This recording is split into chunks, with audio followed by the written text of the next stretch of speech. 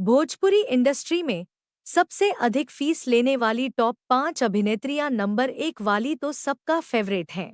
Number 5 रानी चटर्जी। भोजपुरी की दबंग actress रानी एक movie के लिए 12 से 15 लाख रुपए फीस लेती है। नंबर 4 मोनालिसा। काफी वक्त से ये भोजपुरी इंडस्ट्री से दूर है, एक मूवी के लिए 10 से 12 लाख फीस वसूलती है। नंबर 3 काजल राघवानी। भोजपुरी सिनेमा जगत की खूबसूरत अभिनेत्रियों में से एक काजल एक फिल्म के लिए 15 से 20 लाख रुपए लेती हैं। Number 2 Akshara Singh. Actress Akshara Singh acting के साथ सिंगिंग भी करती हैं। अक्षरा भोजपुरी सिनेमा की हाईएस्ट पेड एक्ट्रेस हैं, जो 25 से 30 लाख रुपये फीस लेती हैं। नंबर 1 आम्रपाली दुबे। आम्रपाली दुबे की जोड़ी दिनेश लाल उर्फ निरहुआ के साथ खूब पसंद की जाती है। हालांकि इन्होंने खेसारी लाल यादव, प्रदीप पांडे समेत कई पॉपुलर एक्टर्स के साथ काम किया है।